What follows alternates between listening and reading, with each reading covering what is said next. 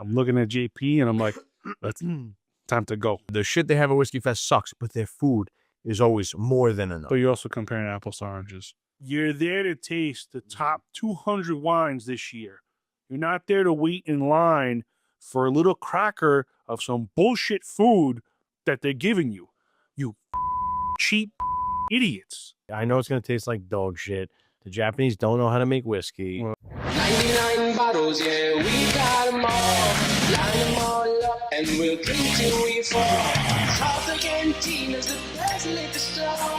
Salsa Cantina, you'll never need more. Hello and welcome to another episode of the Arthur Avenue podcast. I'm your host, JP, with your other host, Anthony. So over there doing some homework right now. What up? We had a great week last week, this week that just passed. Perks of this job, working in what I like to call a boutique wine and liquor store. You get invited to pretty cool events. We got invited, me and Anthony and I, and we were able to bring some friends along the way. Shout out Fava. And what's the name of his company? Red Oak Management. Red Oak. Shout out Red Oak Management. We went to Tre Bicchieri, which is like the top wine show tasting event of the year. Some people might say James Suckling, but I don't like James Suckling. F James Suckling. He had two events on Monday and Tuesday. We didn't even bother going. We went for Thursday. We got to experience a masterclass of Amaro wines, and it was fantastic. I discovered that I think Amaro is probably one of my favorite wines. The top tier wines. I love Primitivos. Primitivos, not crazy expensive. Some can get up there, but Amarones are like, if I had to pick, like, oh, you like the Sasakaya? No. You like the Tignano? No. Give me a nice Bertani, Cesari, Amarone. We tasted a wine. We tasted an Amarone. It was 26 years old, 2000, the vintage. It was fantastic. Yeah, but that was our week. And then after the master, we got there at 11 o'clock, did this master class, and then went downstairs and just tasted a bunch of other wines from all over. To your point, the masterclass was a great way to look at the progression of a wine's like life expectancy, right? Throughout the years. From the 2016 was like young, sharp. It was kind of alcoholish, like aggressive, to the 2000 where it was like a port, almost like rich fruit, candied dates, all kinds of delicious, complex, rich flavors. And all you did was just let the wine sit. You didn't do anything else. You just let it sit in a hole and forgot about it for 15 years. And it became something totally different. It's like if you took a steak and you just left it in the fridge for 15 years and then it became phenomenal when it came out. Was that what it was, 15 years they did or 10 years? I forget exactly. First one was 2016, 2015. Yeah, then it was 2006. When it gets bottled. No, that's the year. No, I know. But it was... The way they explained how they did it, they did like X amount of years in whatever, and then X amount of years in wood, and then X amount of years. I believe they said 2 years in oak. I remember it being 10 years. I think it was 10 or more, like until you get to drink it. Oh, you're right. Yeah. It was 10 years. 10 years before they released the vintage. Yeah. So 2016's current vintage right now. They sit on it for a while before they send it out, which is smart of them because even the 2016, you could tell. Like it was a little too aggressive on alcohol. You need a little bit of time to calm down. However, Amarones are so tight after being kept for so long that they need time to open up and time to oxidize so you can really start tasting everything. You crack Amarone open right away and you taste it, you can come off as a little off. You let it breathe for 20, 30 minutes and it's a totally different wine. And then there was also another masterclass we signed up for right after the Amarone. It was like bullshit. It was like drinking Mianetto and get the out of here. We left early because we were like, the show started. We want to go downstairs and drink some real wines. Yeah, mingle with the people, the beautiful people of like the wine companies. 2 classes they gave, the first one was a real masterclass to like Yes. explore everything. The second Explained it. Yeah. The second one, the guy was like running through, like, oh, this is Prosecco. Great. And he was like, I'm a walnuts, I'm a cherries, Let me tell pecans, you know, blueberries, meatballs, French fries, onions, and after like the 10th time of him doing that, I'm looking at JP and I'm like, let's time to go. Get your jacket. Let's get The out. best part about that, like later when we left, like, because later that night we had a great day. We went to a great restaurant and all this. But on the way home later that night, I looked over at Anthony. I said, "Did you realize that when we went to this master class, everything was fine and dandy, but once this old guy started talking, he goes, it smelled like old hot bread bath." Oh yeah. And we were in a large room, and we were, I don't know, far away from the guy. We were pretty We're like far. 30, 40 feet. He threw that hot breath really far. He was throwing that hot bread. It was crazy because I was like, I'm looking around. I'm like, this can't be me. Like, I can't be imagining this. And it wasn't like Anthony's breathing in my face. No one's like really sitting next to me besides Anthony. And, you know, pause. I've smelled the guy's breath a lot of times and never smelled that bad.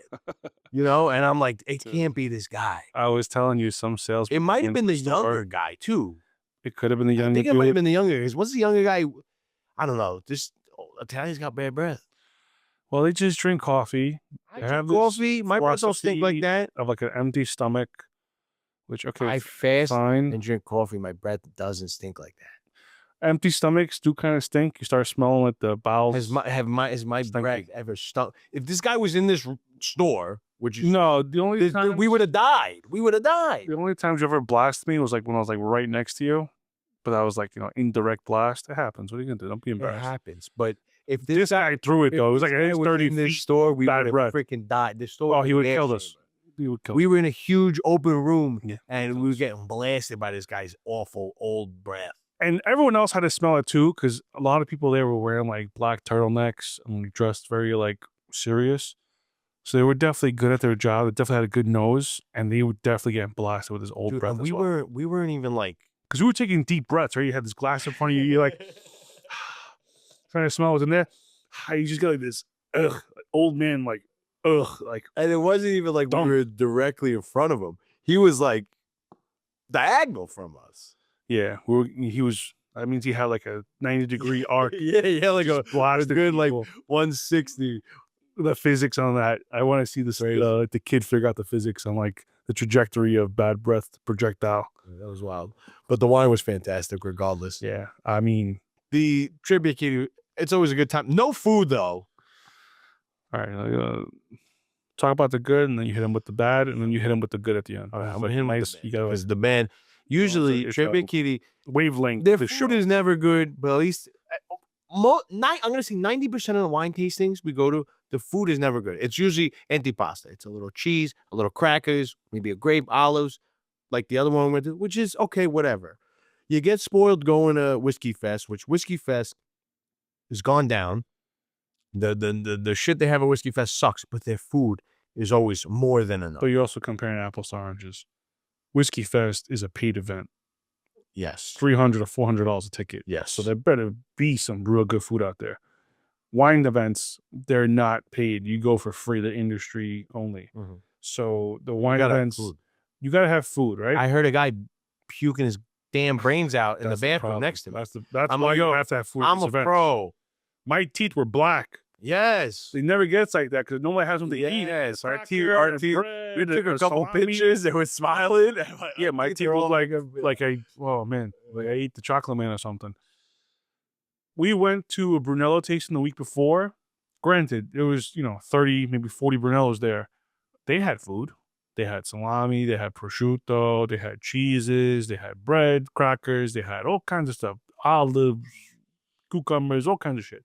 Stuff that was fill your belly, let you keep drinking, and you walk out of there with your head on your shoulders. This event, there's 200 Italian wines. It's a lot of drinking. Yeah, you gotta have food. They had some dude making pizza in there. Granted, very nice, set up, and he had his pizza oven. It was one little table, and the But pizza dogs, was a It was a rich square cracker. inch. Yeah. And then what made me so upset, to see a line of people waiting to get this bread. Morons, you're there to taste the top 200 wines this year. You're not there to wait in line for a little cracker of some bullshit food that they're giving you. You cheap idiots. So we made up for all that, and we went to this fantastic restaurant called Balados. If you ever heard of it, look it up. Great place. We got to sit in the back where all the celebrities sit like a bunch of hot shots. Yeah, that was pretty cool. Because of our good friend, Michael Fava, and his connections there. Picture of us sitting in the restaurant. Purple teeth. Great spot, great food. I mean, I left there ready to explode. And I wish I didn't drink so much wine like you were saying. Yeah. Because I would have ate another 2 or 3 plates of food. The wine event itself was great. 200 Italian wines. You get to taste everything in one shot from that vintage's that year's release. So it's like different vintages coming out, but it's whatever's coming out that year. A great way to get a good bearing on this year's varieties and what there is to offer. A nice way to meet the winemakers, meet the people who own the vineyards. You could talk with them, ask them a million questions. And lucky for you, we get to share you all that knowledge for free. Mars, Tsunuki, Japanese single malt whiskey. JP loves Japanese whiskey. Big fan. So we're gonna I haven't had this one. Fez is like, taste it, taste. I'm like, I know it's gonna taste like dog shit.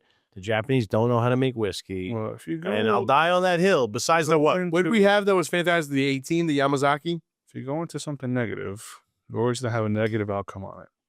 If you go into something with an open mind, you might be surprised. Listen, like I just was trying to tell you, the Yamazaki 18 we had was literally the best whiskey I had, second to only the Pappy 12. Okay?